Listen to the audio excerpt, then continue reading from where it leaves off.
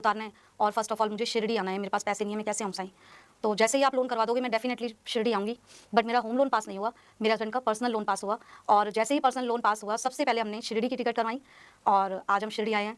वो बात अलग है कि जो हमने टिकटें कराई थी वो हमारी कन्फर्म नहीं हो पाई हैं, हमने 2-3 बार करवाई हैं, वो कन्फर्म नहीं हुई। बट हम लोग लोकल ट्रेन से आ गए, लेकिन हम लोग शिरडी आए हैं और बाबा ने जो भी मेरी अंदर तमन्ना थी बाबा से मिलने की, बाबा के पास बैठने की, उनसे बातचीत करने की और साईं बाबा का भोजन खाने की, वो सब हम लोग यहाँ पे खा रहे हैं और हम लोग बहुत अच्छे से यहाँ सर्वाइव कर रहे हैं। हम लोग बहुत हैप्पी हैं शिरडी आके। ओम साई राम। हे एवरीवन, तो आ गई है 102 नंबर की कहानी, जो कि है केवल और केवल साईं भक्तों की ज़ुबानी।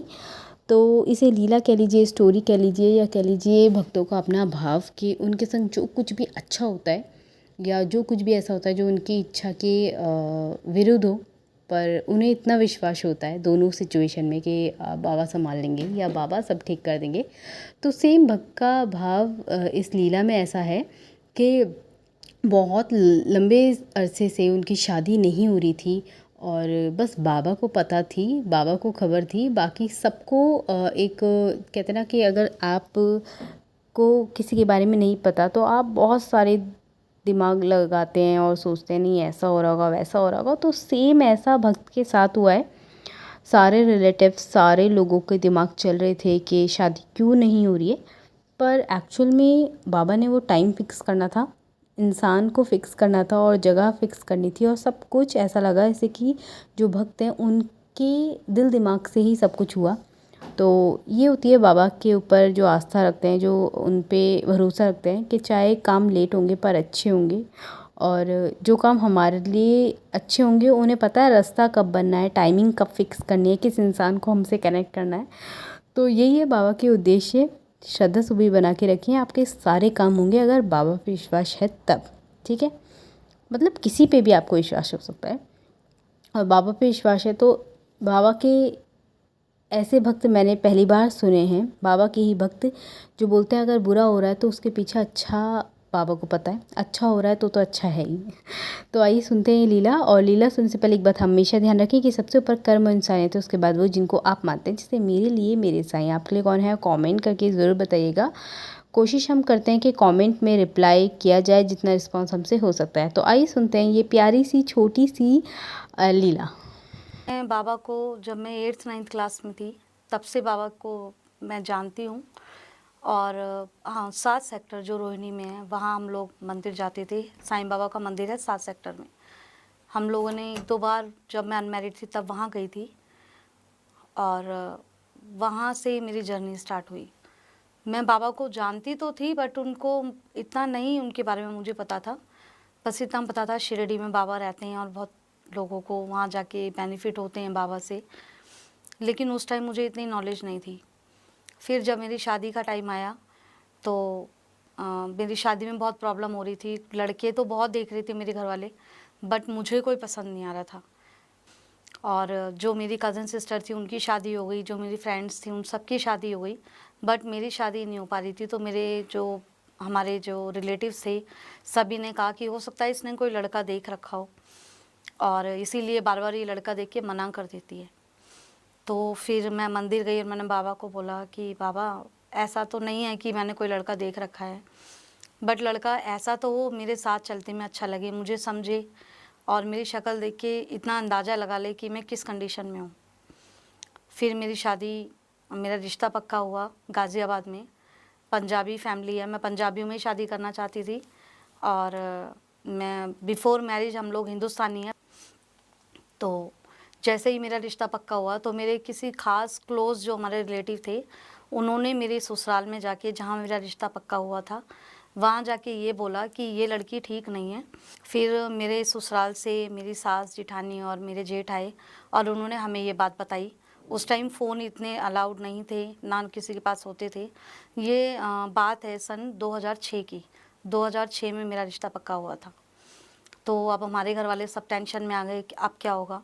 मैं भी बाबा के आगे हाथ जोड़ा कि बाबा ऐसे कैसे चलेगा, मेरी शादी नहीं हो रही है, मेरे को बेइज्जती महसूस होती है, सब सोचते हैं मैंने कोई लड़का ढूंढ रखा है, तो अभी आप देखो क्या करना है। तो फिर उन लोगों ने बातचीत की, मेरी दादी थी, मम्मी पापा सभी ने बताया कि ऐसा कुछ नहीं है, वो एक्चुअली हमसे अपनी जेलेसी निकाल रहे हैं और कुछ भी नहीं है। हमारी कोई ना तो उनसे दुश्मनी है ना कुछ है, बस वो ये नहीं चाहते कि हमारी बेटी की शादी अच्छी जगह हो। तो बस ये बात है।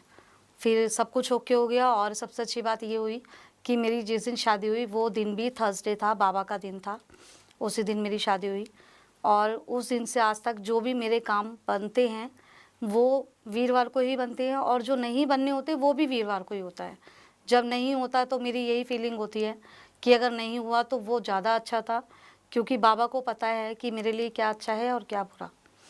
और इससे भी ज़्यादा अच्छा ये है कि मेरे शादी के बाद मुझे कंसीव नहीं हो रहा था और मैंने बाबा को बोला कि बाबा मुझे कंसीव नहीं हो रहा है।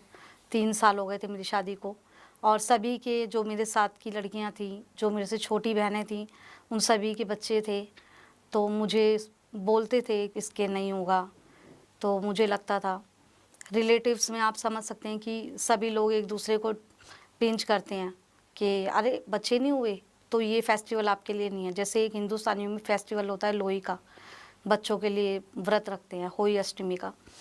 तो मेरे बेटा नहीं था, लेकिन मैंने बोला फिर बाबा को कि मैं फास्ट रखूँगी अपने बेटे के लिए, मेरी बेटी के लिए, जब मेरे कोई बेबी होगा। तो फिर मुझे एक बेटा हुआ और सब बोलते थे कि बेटा नहीं होगा बेटी होगी। तो मुझे तो ये था जो भी हो मेरे लिए दोनों ही बाबा के दिए हुए प्रसाद हैं।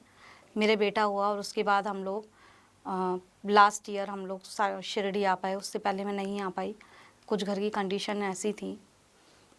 और उसके बाद सबसे अच्छा अनुभव यही रहा कि मैं जब लास्ट ईयर आई थी, उसके बाद से तो मेरी लाइफ टोटली चेंज हो गई। इन लॉज में, मेरे ससुराल में शादी के बाद एडजस्ट बहुत मुश्किल से हो पा रहा था, क्योंकि मैं एक हिंदुस्तान ब्राह्मण फैमिली से थी और मैं पंजाबियों में शिफ्ट हुई थी। और इन लोगों का लैंग्वेज, इन लोगों का खाना, रहन सहन बिल्कुल डिफरेंट था। तो मुझे कई बार समझने में लैंग्वेज, इन लोगों का रहन सहन मुझे समझ नहीं आता था और उनको मैं नहीं समझ पा रही थी और वो लोग मुझे नहीं समझ पा रहे थे। तो काफ़ी अकेलापन फील होता था मुझे। मैं रोती थी, बट मैं जब भी रोती थी सिर्फ मैं बाबा के सामने ही रोती थी मंदिर में। और अभी कोरोना काल में ही मेरी मदर एक्सपायर हो गई। मैं उनको नहीं मिल पाई कोरोना टाइम पे जब वो एडमिट थी। और मैं उस दौरान भी वो जो टाइम मैंने काटा है अपनी मदर के जाने के बाद, तो वो टाइम भी मेरा बाबा के साथ ही भी था, क्योंकि मैं सिर्फ बाबा के सीरियल, बाबा की मूवी, बाबा के सॉन्ग सुन के वो टाइम निकालती थी। क्योंकि ना तो मेरा मन खाने के लिए होता था, ना किसी चीज़ में लगता था, ना मैं किसी से ज़्यादा बातचीत करती थी और ना ही मेरे से कोई पूछता था आके कि तूने खाना खाया, तेरी आंखें सूजी हैं। कोई नहीं पूछता था, बट हाँ, कहीं ना कहीं मेरे साथ बाबा थे, तो मेरा वो टाइम बहुत आराम से कट गया, मुझे ज़्यादा प्रॉब्लम नहीं हुई। और आज भी मैं जो शिरडी आई हूँ, मैंने इस शिरडी आने के लिए बाबा से कहा, बाबा लोन पास होगा तो मैं शिरडी आ पाऊँगी, क्योंकि हम लोग पैसे की तंगी से बहुत बुरी तरह से जूझ रहे हैं पिछले 2 साल से। मेरे छोटे भाई की वजह से, वो भी पैसे से जूझ रहा है, पैसे की तंगी से, क्योंकि मेरी मदर के इलाज में कम से कम 20 से 25 लाख रुपए लग चुके हैं, जो उसके पास थे ही नहीं। जो उसके पास थे उसने लगा दिए। उसने अपना भी गोल्ड बेच दिया, अपनी वाइफ का गोल्ड बेच दिया, जो मेरी मदर का था गोल्ड वो भी बेच दिया, और जो हमारे पास था मेरा वो गिरवी रखा है अभी। तो हमने भी हेल्प करी थी मम्मी के लिए। आज हमारे पास आज भी गोल्ड हमारा लॉकर में रखा है। लेकिन कहीं ना कहीं एक विश्वास है कि जब बाबा हमारे साथ हैं, वो जब टाइम निकल गया तो ये भी निकल जाएगा। अभी हमने सडनली 15 दिन पहले होम लोन के लिए अप्लाई किया है, लेकिन वो लोन मेरा पास नहीं हुआ। मैंने बाबा से बोला था कि बाबा होम लोन लेना चाहते हैं, घर बनाना है, कर्जा भी उतारना है, और फर्स्ट ऑफ ऑल मुझे शिरडी आना है, मेरे पास पैसे नहीं है, मैं कैसे आऊँ साईं। तो जैसे ही आप लोन करवा दोगे मैं डेफ़िनेटली शिरडी आऊँगी। बट मेरा होम लोन पास नहीं हुआ, मेरे हस्बैंड का पर्सनल लोन पास हुआ। और जैसे ही पर्सनल लोन पास हुआ, सबसे पहले हमने शिरडी की टिकट करवाई और आज हम शिरडी आए हैं। वो बात अलग है कि जो हमने टिकटें कराई थी वो हमारी कंफर्म नहीं हो पाई हैं। हमने 2-3 बार करवाई हैं, वो कंफर्म नहीं हुई। बट हम लोग लोकल ट्रेन से आ गए, लेकिन हम लोग शिरडी आए हैं और बाबा ने जो भी मेरी अंदर तमन्ना थी बाबा से मिलने की, बाबा के पास बैठने की, उनसे बातचीत करने की और साईं बाबा का भोजन खाने की, वो सब हम लोग यहाँ पे खा रहे हैं और हम लोग बहुत अच्छे से यहाँ सर्वाइव कर रहे हैं। हम लोग बहुत हैप्पी हैं शिरडी आके। जय साईं राम। चलिए ले लेते हैं हम पहले अपना कमेंट। तो आज का जो कमेंट हमने पोस्ट किया है वो नाम हाइड कर दिया है और इनका कहना है कि इस कलयुग में हमारे बाबा जैसा कोई हुआ है ना होगा, लेकिन ये कलयुग चल रहा है।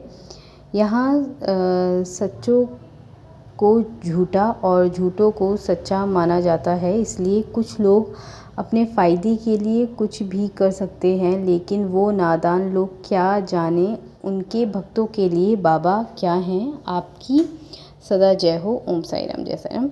तो ओम साई राम, बहुत खूबसूरत कमेंट है। सच में ये रियलिटी है कि जो बाबा का जो भाव है, उनकी लीला का जो भाव है, वो सिर्फ़ और सिर्फ साईं भक्त या कह लीजिए साईं डिवोटीज़ ही जान सकते हैं। कि अगर परिंदा भी बैठा है तो उनको लगता है कि शायद बाबा को बुलाया इसलिए बाबा इस रूप में आए। तो ये अपना अपना भाव है और ये क्योंकि कुछ चीज़ें मैं खुद रिलेट कर पाती हूँ कि एक्चुअल में बाबा है क्या, ये सिर्फ़ और सिर्फ हम लोगों को ही पता होता है। तो कमेंट बहुत प्यारा था, खूबसूरत है और जितने भी कमेंट होते हैं अगर किसी में रिस्पांस अच्छे से देने की बात आती है तो हम ज़रूर देते हैं, पर ये कमेंट अपना आप में ही पूरा है तो इसका क्या ही रिस्पांस दिया जाए। बस इस खूबसूरत कमेंट के लिए ओम साई राम। और आप सभी कमेंट करते रहिए। चैनल कैसा लग रहा है ज़रूर बताइए। लीलाएं, ऑडियो लीलाएं स्पेशली कैसी लग रही हैं कमेंट करके बताइए। और मिलते हैं नेक्स्ट वीडियो में नई किसी टॉपिक के साथ, नई किसी लीला के साथ। तब तक के लिए ओम साई राम, जय साई राम। बेल आइकन ज़रूर प्रेस कीजिएगा। मेरे ख्याल से आप लोगों तक नोटिफिकेशन नहीं पहुंच पा रही है, तो आप चाहते हैं अपडेटेड रहें तो बेल आइकन ज़रूर प्रेस कीजिएगा। ओम साई राम, जय साई राम।